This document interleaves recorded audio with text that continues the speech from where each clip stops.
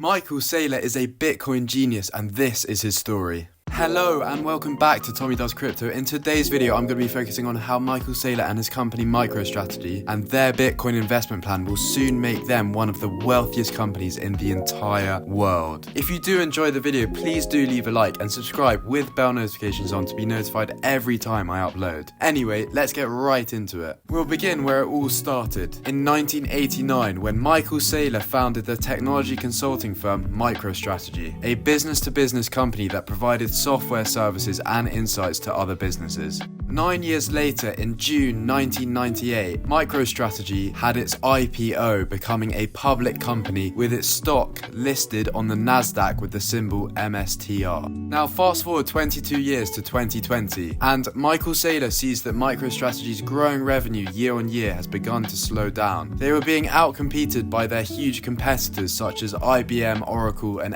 SAP. Meanwhile, their cash reserves were actually very large. Saylor knew that he couldn't just keep this cash sat in dollars in the bank, since interest rates aren't high enough and it would be at the mercy of inflation, which over time would continue to significantly depreciate the value of the money. Instead, he must find the perfect asset to invest these hard-earned dollars into. In a later interview, Saylor reflected back on looking at the big MicroStrategy cash reserve and that he had realized that he needed to put his money to use in the correct way. He believed that the number one way to kill a company is to make a bad acquisition, as 90% of all acquisitions end awfully, in his words. He also saw that the second best way to kill a company was to drain it of all of its capital through high dividend payouts, for example. Instead of leaving the cash in dollars or using it to acquire another business or pay out largely to the shareholders, he looked elsewhere.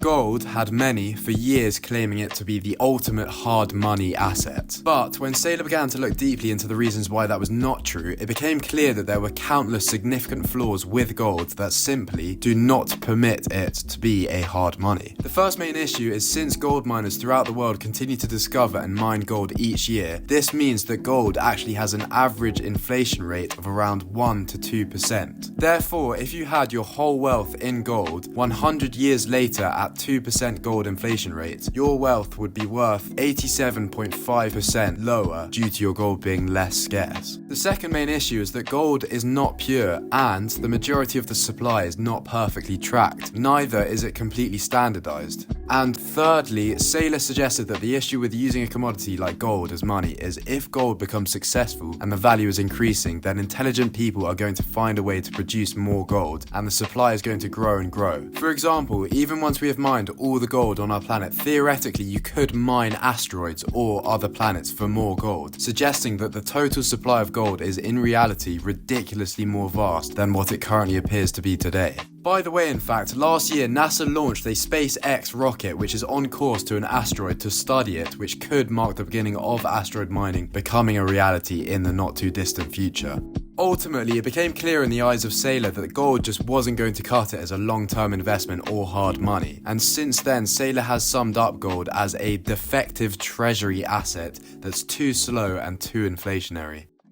Looking elsewhere, he began to delve into attempting to understand the world of cryptocurrency and quickly began looking in depth at Bitcoin and Ethereum, two assets that had been growing exponentially in popularity in 2020. However, in his eyes, he felt that Ethereum was an unfinished product, and there remained questions such as, will it work, it has to be proven, and will it outcompete its centralized competitors? On top of that, Vitalik Buterin had decided to shift Ether from proof of work to proof of stake, which became another reason for Michael Saylor to steer away from Ethereum, since he strongly believes that proof of work provides better security and decentralization than proof of stake, as well as the fact that it has an inherent value since it has to be mined using substantial electricity. Saylor saw that Bitcoin made up a 92% dominance over all proof-of-work networks, suggesting a clear winner in his eyes for the proof-of-work narrative, as it continued to eat away and crush all of the new crypto competitors that had claimed to be better than it. Unlike gold, Bitcoin is hard capped at 21 million coins, and once all of it is in circulation, there is no inflation on that. You could be extremely rich or clever, but ultimately you will never have any power over Bitcoin, and since its decentralized consensus mechanism means that the supply is forever locked at 21 million, so no new Bitcoins can ever be created or destroyed. Saylor also liked the idea of Bitcoin's ease of use, highlighting its superiority over gold and fiat in the sense that you can easily transfer and transport it across borders and around the world in seconds without having the hassle of, for example, calling up your bank to verify the payments or being interviewed by border security as you're trying to transport gold or cash across a border. With Bitcoin, there is no middleman to slow this down or get in the way of transactions. On top of that, Saylor took a liking to Bitcoin's transparency, as ultimately every single transaction is recorded and tracked on the blockchain ledger. This means that anyone is able to view and verify the entire transaction history of the Bitcoin network. What Saylor found appealing was that the ledger means that corporate fraud and mismanagement of funds can easily be tracked down. In essence, Bitcoin is also effectively the world's most pristine form of collateral, since, for example, if you wanted to take a loan out and use Bitcoin as collateral, the banks could quickly and instantly audit your wallet and verify that you did in fact hold that much Bitcoin. So, with all of this in mind, it began to become clear to Michael Saylor that Bitcoin truly was a revolutionary new money system. But before he came to a decision for MicroStrategy, he first set homework for all the leading officers and directors to educate themselves about Bitcoin. And following their own research, they unanimously came to Saylor, and he claims that many of them actually already personally owned Bitcoin, and if they didn't already, agreed that Bitcoin was a very interesting thesis. So ultimately, confidence among MicroStrategy's internal board was high for Bitcoin and Saylor's new proposal. After further evaluation and deliberation, a consensus was reached at MicroStrategy among shareholders, auditors, and internal directors, consequently resulting in Saylor making the executive decision that MicroStrategy would begin acquiring Bitcoin as its treasury reserve asset, making it the first publicly traded company in the world to do so. And in August and September of 2020, MicroStrategy officially announced that they had purchased around 38,000 BTC, worth over $400 million at the time. Along with the public announcement, Saylor went on to say that the reason MicroStrategy took a bite out of the Bitcoin pie was because it is a dependable store of value and an attractive investment asset with greater long-term potential appreciation than just holding traditional fiat. Since then, Saylor and MicroStrategy continue to accumulate more and more Bitcoin, buying in every single financial quarter since Q2 2020, right the way up to present day. This has amassed them a great fortune of 226,000 Bitcoin at an average buy price of around 35k, which at today's value of 61k is worth $13.8 billion. Since their first Bitcoin buy announcement in 2020, MicroStrategy has outperformed every single stock on the S&P 500, except for Nvidia, who have also seen massive gains over the past year. This is clearly a staggering achievement tied to the growing adoption of Bitcoin, particularly with its last bull run in 2021, and now the latest ETF approvals at the beginning of 2024, followed by new Bitcoin all-time highs being hit just a few months later.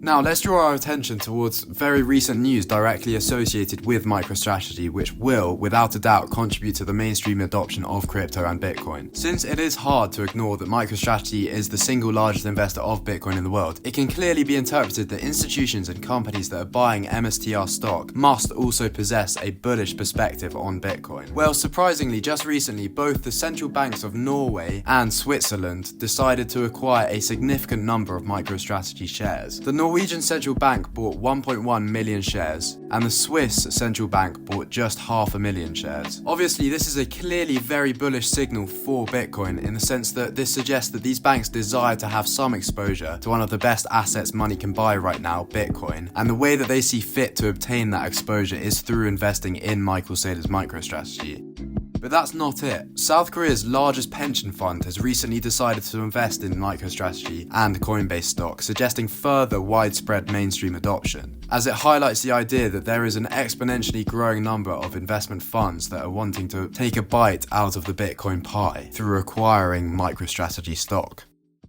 Right, so what actually is Michael Saylor and MicroStrategy's ingenious strategy to generate billions of dollars and climb the ranks of the Nasdaq? Well, Siam Kid on Twitter summed it up very perfectly and extremely simply. MicroStrategy borrow huge amounts of cheap, free money and buy Bitcoin. Then Bitcoin price goes up. This results in MicroStrategy's market cap going up, which then pushes MSTR up the rankings and into the S&P 500 once all the requirements have been met for it. This then forces tracker funds like the S&P 500 index to buy a higher allocation of MSTR, meaning that MicroStrategy is then able to borrow more money and then buys even more Bitcoin. And then the Bitcoin price goes up again and rinse and repeat. It is pretty much the perfect strategy in the short term for MSTR to fly up the Nasdaq rankings and continue stacking their Bitcoin. Also, the fact that the tracker funds such as the S&P 500 would have had to buy MicroStrategy shares means that ultimately in the future, every single fund in the world that holds the S&P 500 index in their portfolio, whether they liked Bitcoin or not, would be forced into having exposure to it through having an allocation invested in MicroStrategy, consequently growing Bitcoin adoption even further into the mainstream. Now, one of the most significant recent events that Michael Saylor spoke at was the Nashville Bitcoin Conference alongside presidential candidates Donald Trump and Robert F. Kennedy Jr. In Saylor's speech, he made a prediction that Bitcoin's market cap could hit a whopping $280 trillion by 2045, which is a colossal 219x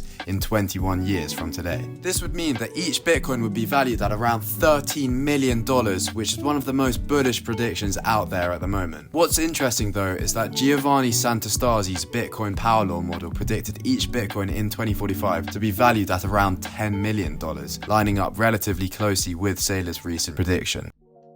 If Saylor's projection is correct, and Bitcoin does hit a massive $13 million, even if MicroStrategy were to completely stop buying Bitcoin from today and just held on to their 226,000 BTC until the year 2045, then their Bitcoin treasury would be worth just under $3 trillion.